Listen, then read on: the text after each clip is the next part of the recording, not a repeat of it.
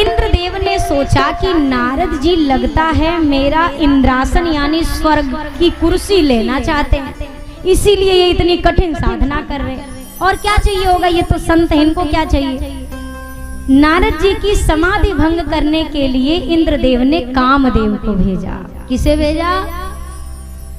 जोर से बोलिए।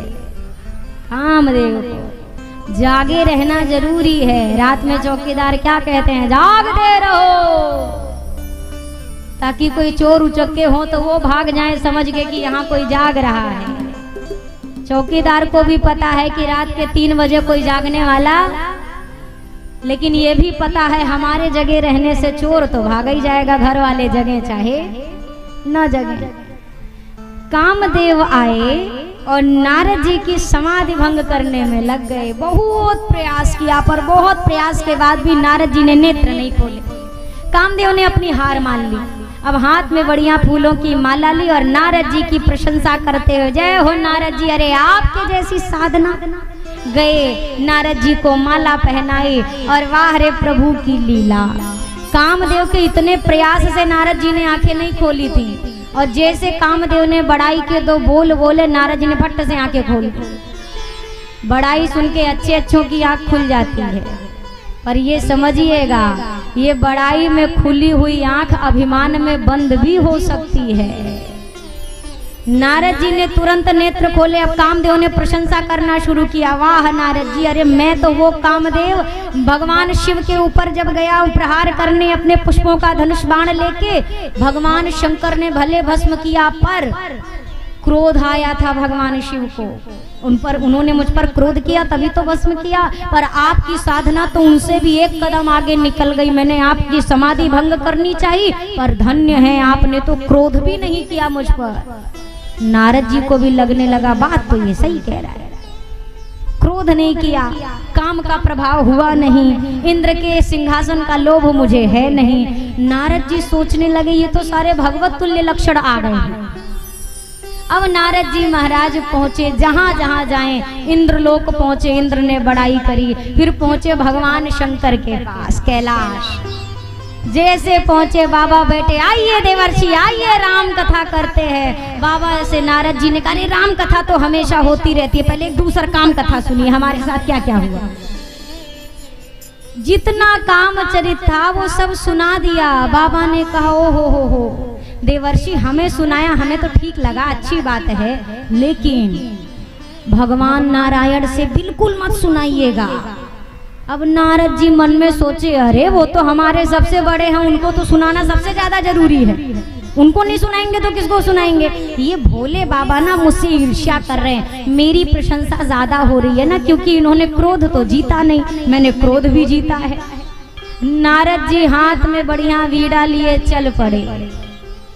ओ श्रीमन नारायण नारायण नारायण, श्रीमन नारायण नारायण नारायण, भज मन नारायण नारायण नारायण, नारायण नारायण नारायण, ओ श्रीमन नारायण नारायण नारायण, श्रीमन नारायण नारायण नारायण। चित्रकूट के घाट पर भई संतन की भीड़, चित्रकूट के घाट पर भई संतन की भीड़, तुलसीदास चंदन किसे तिलक देते रघुवीर, श्रीमन नारायण नारायण नारायण, श्रीमन नारायण नारायण नारायण, श्रीमन नारायण नारायण नारायण। एक बार कर तलबर वीणा गावत हरि गुण गान प्रवीणा, क्षीर सिंधु गवने मुनिनाथा, जहाँ बस श्रीनिवास श्रोते मान। नारद जी वीणा लिए नारायण नारायण जब तक पहुंच गए क्षीर सागर। जैसे प्रभु ने देखा, बड़े दिन बाद अगर बेटा आए ना कहीं से बाहर से, तो पिताजी पहले ये नहीं सोचते कि पहले बेटा पांव छुए तब गले लगाएं, पहले बाबूजी गले लगाते हैं, बाद में पैर छूने का मौका देते हैं। इतने दिन बाद नारद जी मिले थे, तुरंत प्रभु सिंहासन से उठ गए नारद जी को हृदय से लगाया।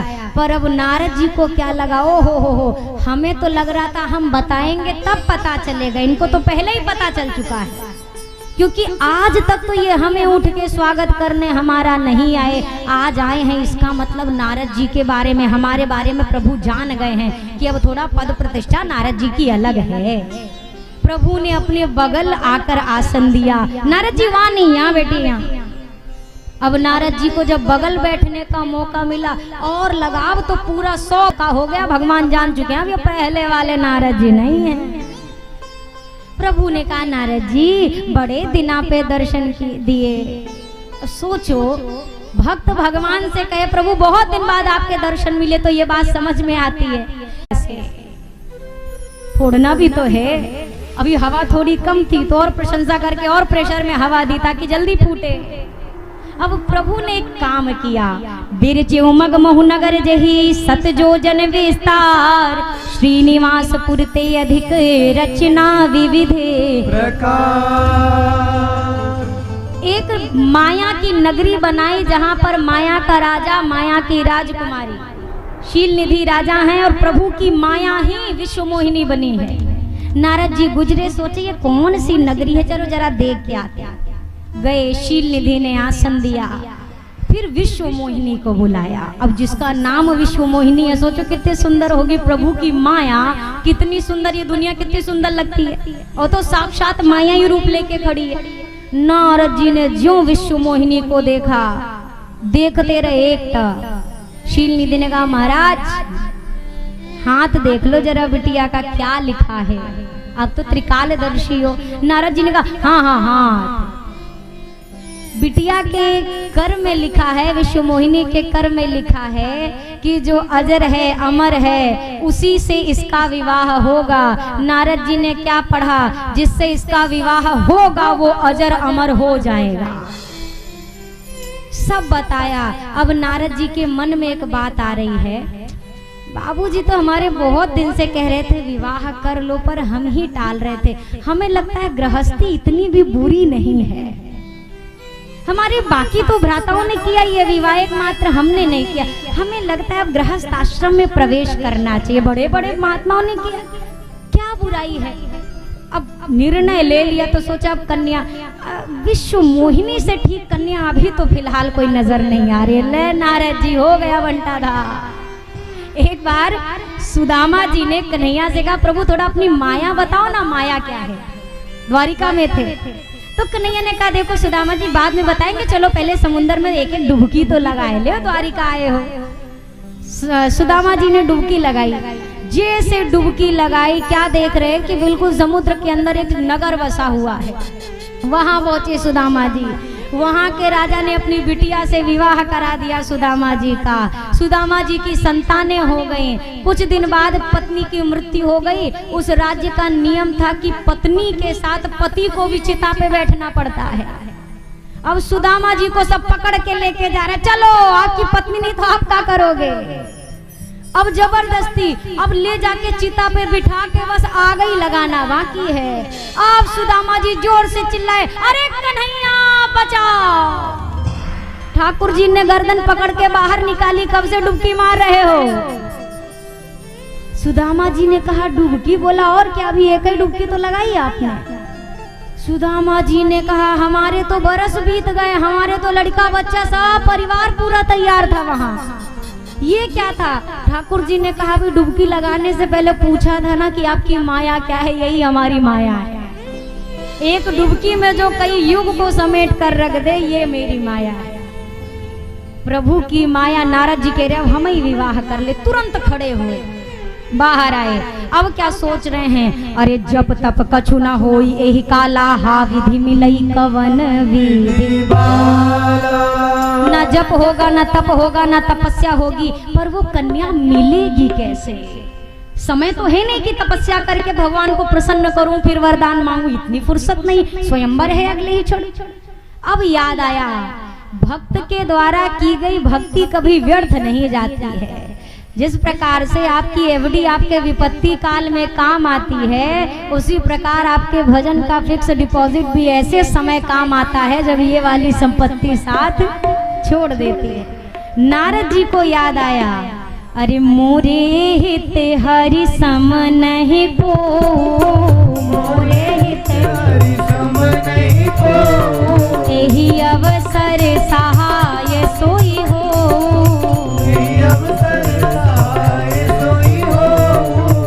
भगवान के सिवा मेरा कोई दूसरा हितैषी नहीं है। श्री हरि प्रकट हो और मेरी सहायता करो।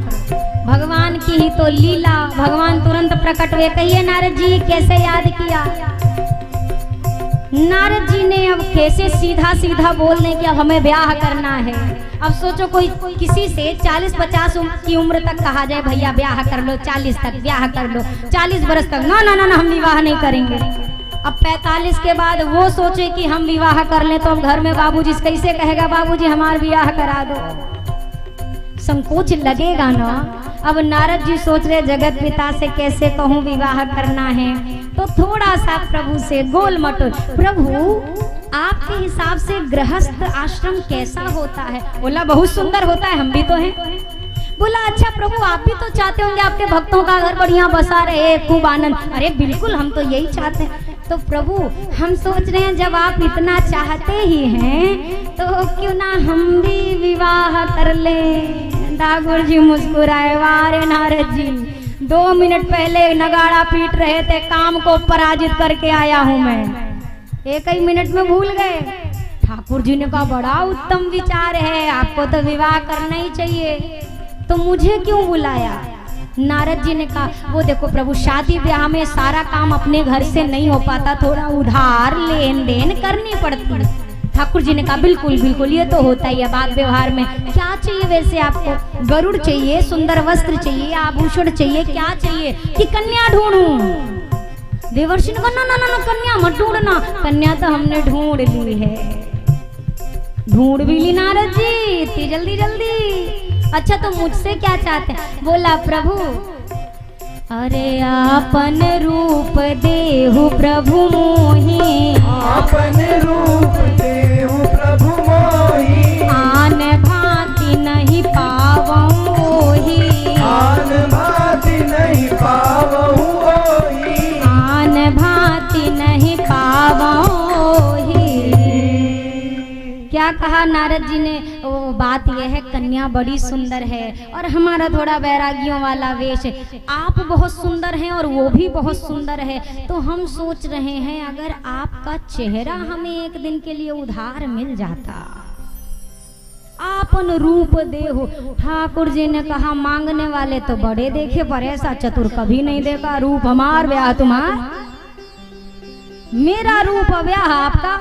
अब प्रभु सोच रहे हैं क्या करें, नारद जी को सुंदर बनाए कि का बनाए। नारद जी बोल पड़े जेहि विधि होई नाथ हित मोरा, करहु सो बेगी दास में तोरा। अरे समय नहीं है जिसमें मेरा हित हो, जल्दी करो। इसी एक लाइन ने नारद जी की नैया डूबने से बचा ली। ठाकुर जी ने कहा जे विधि होई ही परम हित नारद सुनहु हम तुम्हार, जिसमें आपका परम हित होगा मैं वो करूंगा। और नारद जी का परम हित किसमें नजर आया ठाकुर जी को? सुंदर बनाने में नहीं, बंदर बनाने में। नारद जी को बानर का मुखड़ा दिया। अब नारद जी को लग रहा है हम विष्णु भगवान लग रहे हैं, और वाकई में दी थी बानर की आकृति। नारद जी स्वयंवर में पहुंचे, बाबा के 2 गणों को भी भेजा था बाबा ने कि जरा देख के आओ क्या क्या घटना घट रही है। नारद जी गए और सिंहासन पहली वाली कुर्सी छिकाई कि कन्या को ज्यादा खोजना ढूंढना पड़े ना पड़े, हमसे सुंदर है कौन, ये निकलेगी माला डालेगी ब्याह खत्म। जैसे विश्व मोहिनी आई, शिवगढ़ भी पीछे से करे कितना सुंदर राजकुमार है। अच्छा इनको वास्तविकता दिखाई दे रही है कि बानर के रूप में, कितना सुंदर राजकुमार। दूसरे ने कहा कौन वाला, यहाँ तो बहुत सारे। बोला अरे पहले नंबर की कुर्सी वाला। अब नारद जी और फूल गए, बहुत सुंदर हम लग रहे हैं। विश्व मोहिनी आई, जैसे देखा मरकट वदन भयंकर देहि, देखत हृदय क्रोध बाते ही। बानर की आकृति देखी, बड़ी क्रोधित हुई, पूरी लाइन छोड़ के अगली लाइन में चली गई। उसी समय मेरे प्रभु नृप का वेश बनाकर प्रभु आए। प्रभु की माया ने अपने मायापति को माला पहनाई और दुल्हन ले गए लक्ष्य निवासा। सरकार दुल्हन लेके चले गए। शिवगढ़ों ने कहा बाबा ब्याह हो गया। बोला हो गया? अरे हमको तो माला मिली नहीं, हो किससे गया? बोला अरे आपको माला मिल भी नहीं सकती थी। अरे पहले अपना मुंह तो देखिए प्रभु, अपना स्वरूप देखिए पानी में। अब आपसे कोई कहे शीशा देख के आओ, बुरा लगेगा ना। बाबा ने केवल घटना पता करने के लिए भेजा था, संतों का उपहास करने के लिए नहीं। नारद जी ने श्राप दे दिया, जिसने छल किया है उसे छोड़ूंगा नहीं। अब वहां से क्रोध में भरे जा रहे नारद जी। अच्छा प्रभु भी परम कौतुकी हैं, चलो विवाह कर लिया। अब नारद जी को जानबूझकर छेड़ने की क्या जरूरत है?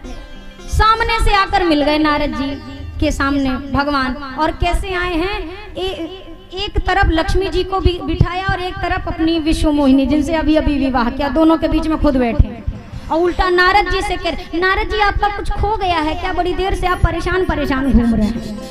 अब क्रोध आएगा कि नहीं? नारद जी ने कहा तुमने छल किया, बहुत स्वतंत्र हो गए हो, क्योंकि जानते हो कोई रोकने टोकने वाला नहीं है। पर आज बढ़िया घर में पैना भेजा है, आज नारद तुम्हें ठीक करेगा। करते करते यहाँ तक चले आए, पर आज मैं तुम्हें कहता हूँ, श्राप देता हूँ, जिस रूप में मुझे ठगा है वही रूप लेकर आना पड़ेगा धरती पर। मैं विश्व मोहिनी का वियोग सह रहा हूँ, अपनी भार्या का वियोग सहना होगा। मेरी वानर की आकृति बनाई, आपको वानरों से सहायता लेनी पड़ेगी। ठाकुर जी मुस्कुरा रहे हैं। लक्ष्मी मैया ने कहा प्रभु नारद जी आपको गारी दे रहे हैं और आप यहाँ हंस रहे हैं। ठाकुर जी ने कहा देखो देवी, ब्याह के बाद गारी न मिले तो ब्याह अधूरा लगता है। अब विवाह तो हो गया, गारी किसी ने दी नहीं थी, अब नारद जी ने कोटा पूरा कर दिया।